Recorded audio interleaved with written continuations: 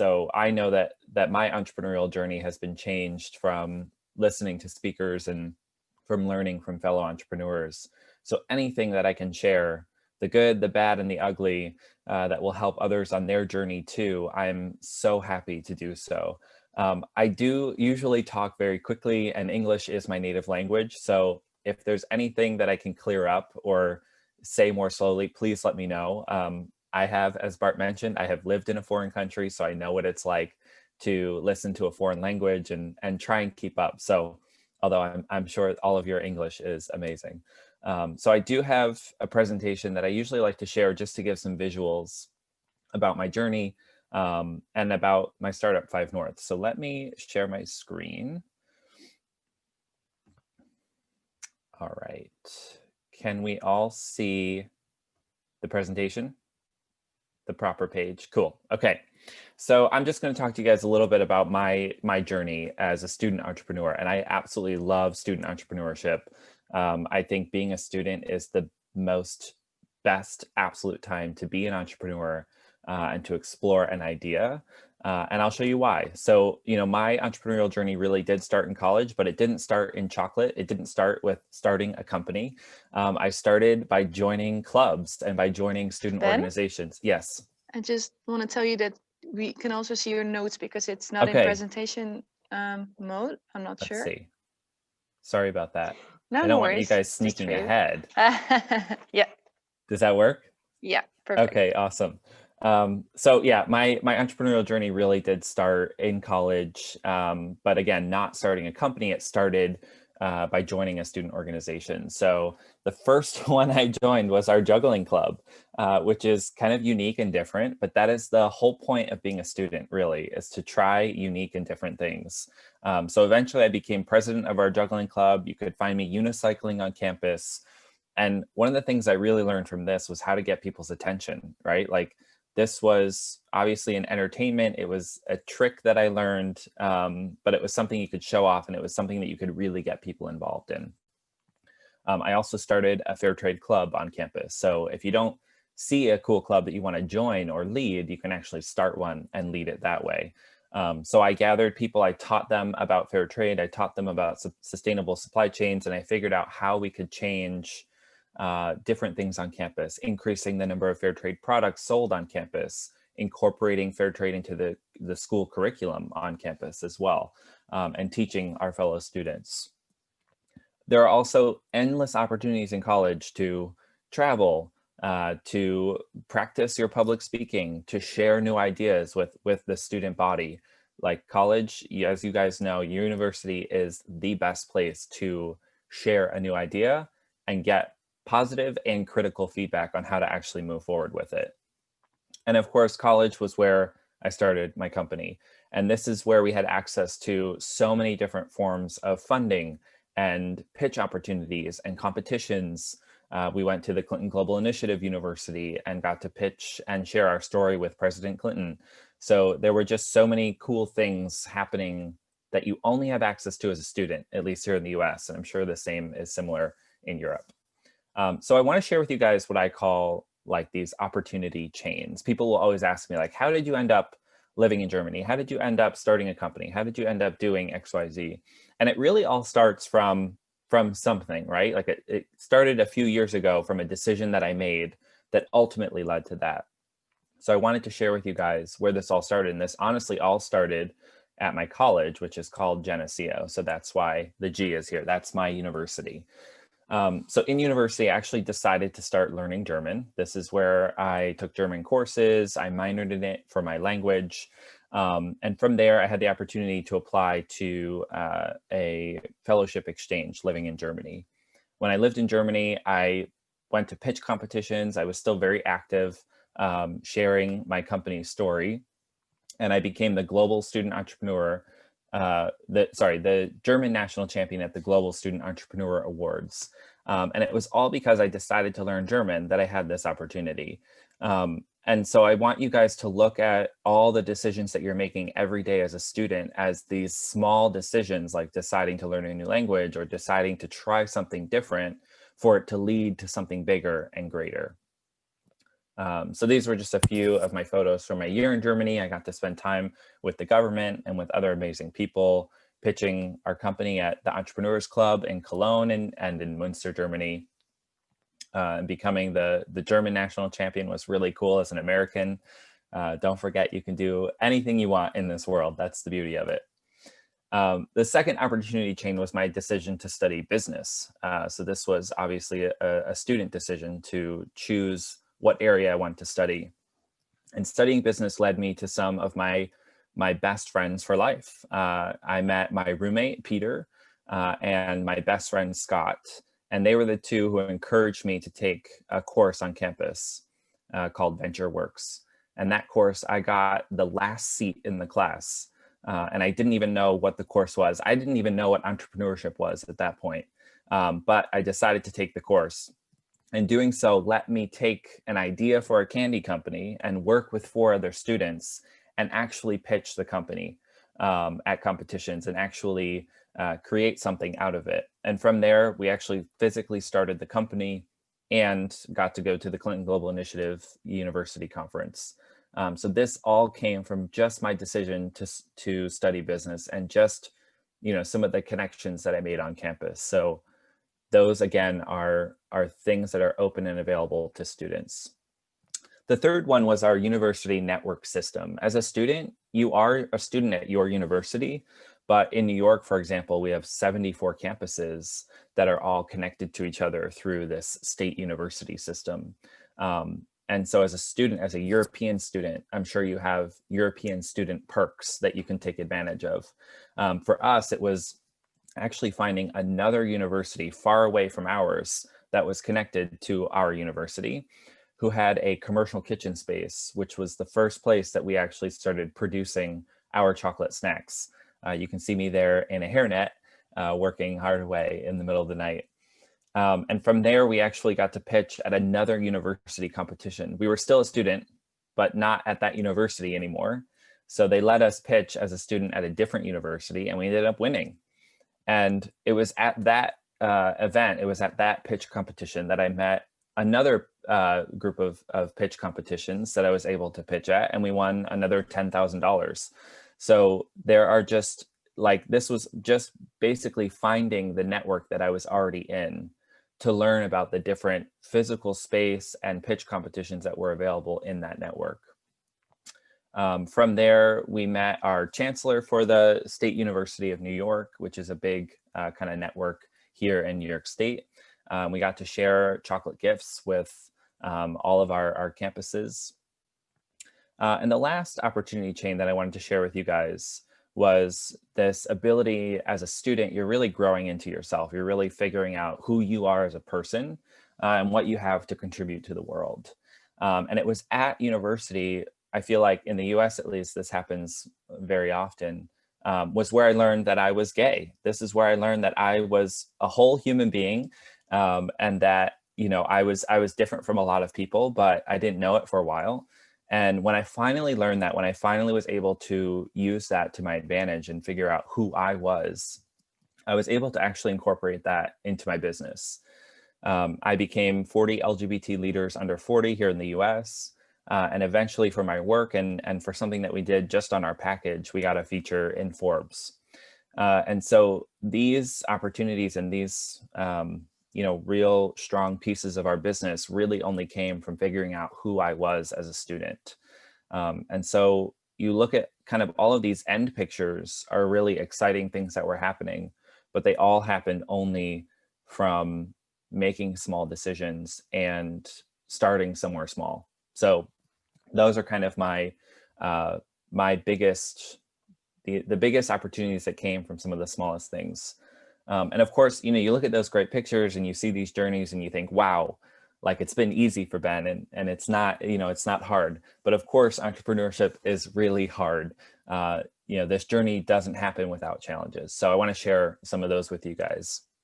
And one of my favorite quotes in entrepreneurship is this: if you're not embarrassed by the first version of your product, you've launched too late.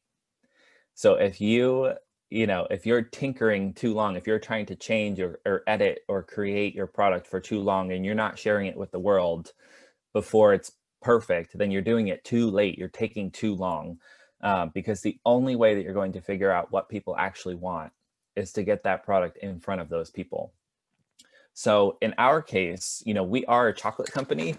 We create delicious dark chocolate snacks, but we actually started as a candy company. So these were the first iteration of the products that we created were lollipops.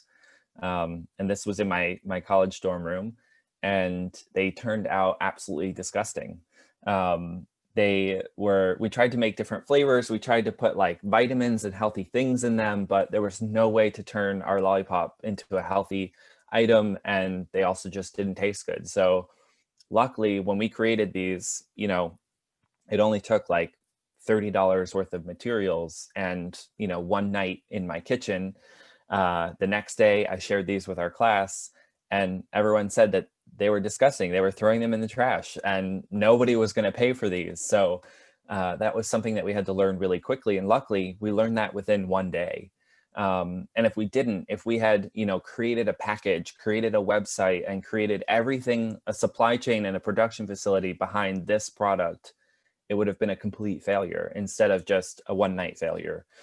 So that was like the most important learning. So we went back into the kitchen, and we started testing with chocolate. That was just kind of another idea that we had, and we wanted to test it out. So we went into the kitchen, created it, went to a farmer's market. This is the best place in the US to test a new food product. And we got in front of hundreds of customers where we were actually able to share samples of our product and hear from potential customers, actually learn what they liked, what they didn't like.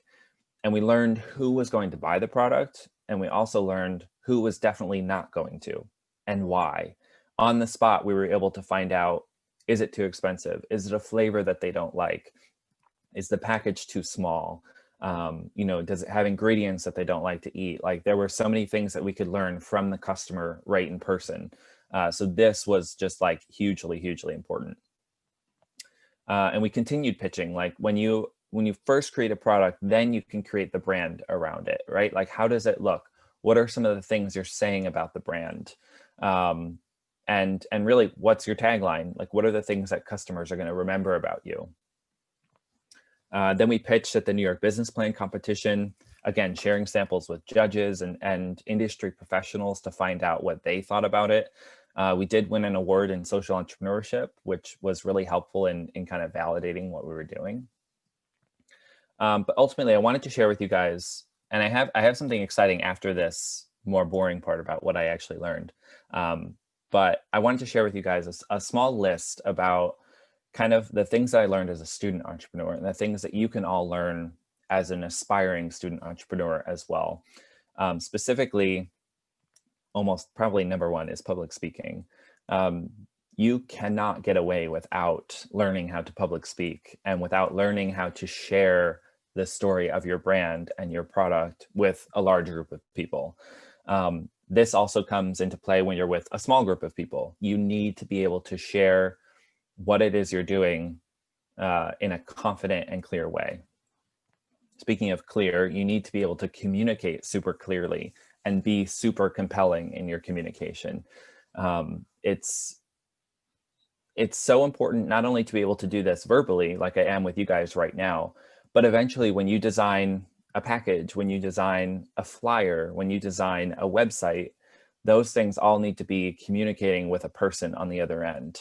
So you need to know how you're doing that. And I learned that actually through a business communications class where we practice endless public speaking and communicating in groups, which is, you need to understand how the person behind you is feeling. The theatrics of presenting, of course, this is very different in the year of 2020 where we're doing this virtually. But when you are in person and you are with a group of people, there are certain theatrics to presenting, whether it's creating a presentation that you're sharing with a group, or you're on stage and actually sharing, bringing samples to judges, and keeping the story very clear and fast paced to keep people very interested. This is very different in the virtual world, maybe even harder in the virtual world. But it's something that you, especially now, need to learn as well. And getting out there and actually getting punched in the face, that is quite a visual to think about, but it is so important, like I said before, to learn how to share a new idea with people that you're not so confident about, that you don't know is going to work. That is like, once you have an idea, the best thing you can do is share it with someone else. And people think maybe they're scared that someone's going to take their idea or what have you. But more important is that you get in front of a potential customer, so that they can understand where you're coming from, but also you can know how to kind of shift the product as needed. And like I mentioned before, connecting your dots within a network. Like, there are, like, you guys have, especially as students, you have endless networks of people who want to support you. Make sure that you take advantage of that. Make sure you leverage all of those connecting points, because as an entrepreneur and as a student entrepreneur, you're going to need all the resources you can get. So all the pitch competitions you can apply to, all of the mentors you can have, and all of the access to kind of industry advice you're going to need. Oh, this is a funny one. How to use a laser pointer. Of course, this is not the case now unless I'm using my mouse. But yeah, when we were presenting in the US all the time, we needed to use a laser pointer. And if you use it wrong, you can really make people dizzy. So I want you guys to learn that skill too. But ultimately, people will always ask me, like, what is your absolute number one piece of advice? I'm a student entrepreneur. I want to, like, start something new. What is the number one thing you can leave me with right now? And it's to get your hands dirty. If you have an idea, go physically try to create that idea. If you're trying to create a new service, go try and actually physically, carry through that service, because what you're going to learn is everything that needs to happen in your supply chain and in what you're delivering on a smaller scale. And you need to know that before you can take that to a bigger scale. So the important thing for me was, starting in such a small scale, we were able to source ingredients ourselves. We were able to produce and process those ingredients, package those finished products into a physical package, actually ship and deliver those finished products to people and to customers on the ground. Being able to really operate in each of those pieces of the business helped me later, when we brought on partners and when we were able to bring on support, to communicate how that needed to actually get done, and to understand what their problems were in getting that done. So my number one piece of advice is to go do the job yourself, even if you're not very good at it, right? Like, I was never good at creating chocolate, but it was something I had to do for the very beginning stage so that we could get to the next stage. So that's really my number one piece of advice. I will share with you guys, people do often ask, like, great, you pitch a lot, but what does a pitch actually look like? And everyone's pitch will look different depending on what you're pitching. But I will share with you guys now kind of what a typical 5-minute pitch would look like for us. So this could be like an investor pitch or for a competition. In some cases, this can be used for even like a customer pitch. So if we're pitching a big corporate customer, we would use something similar to this. Of course, we would tailor it for them specifically. But I'll take you guys through kind of how that would look if we were pitching to kind of an audience in this case. So hi, everyone. My name is Ben. I am the founder at 5 North Chocolate, and we are empowering farmers and celebrating diversity. So I started this company really to solve a problem, and that problem lies in West Africa. As the competition for higher chocolate market shares increases, the ones getting marginalized are cacao farmers on the ground. There are more than 2 million cacao farmers in West Africa alone that earn less than $1.25 a day. This next generation of farmers doesn't see a future in the industry, and it's already leading to a global cocoa shortage. But what we're noting in the US is a number of trends. The chocolate industry is growing at a consistent rate of 4% every year, and dark chocolate at twice that rate. Meanwhile, 80% of Americans are willing to pay more for food that's healthy, and 66% of Americans identify as socially conscious. So when we take that problem and the trends that we're seeing in the US, we see a real opportunity. The consumer landscape is changing. There's a new age of consumers who are engaged. They're self-educating before they buy products on the shelf, and they're seeking authenticity in the brands that they actually communicate with. And this is really reflected in their everyday buying habits. They're buying healthier products and they want them to make a true difference. So they're looking for mission-based brands. And this opportunity really manifested into our product line of 5 North chocolate. It's all plant-based, fair trade certified, bite-sized dark chocolate pieces made with 72% cacao and fun superfoods. It has a year-long shelf life, and they're all packaged in resealable pouches. Perfect for on-the-go, guilt-free snacking. Now, this is chocolate. Of course, there's competition, but we do believe we have the edge. When you look at where the market is pulling today, we see 4 different areas being filled. There are tons of ethical chocolate companies popping up. More and more fair trade options are coming to shelves.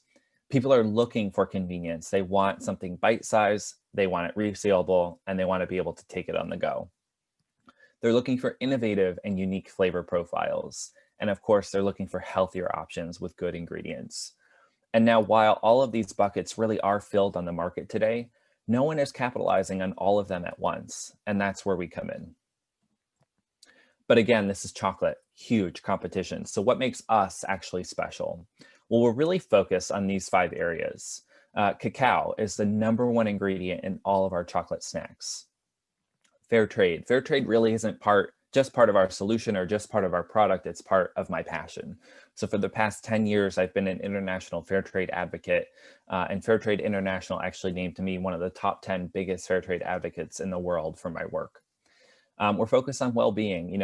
We don't put an ingredient into our chocolate that we wouldn't want to actually consume ourselves. So when you read the list of ingredients on our product, you see that they're super clean and really good for you.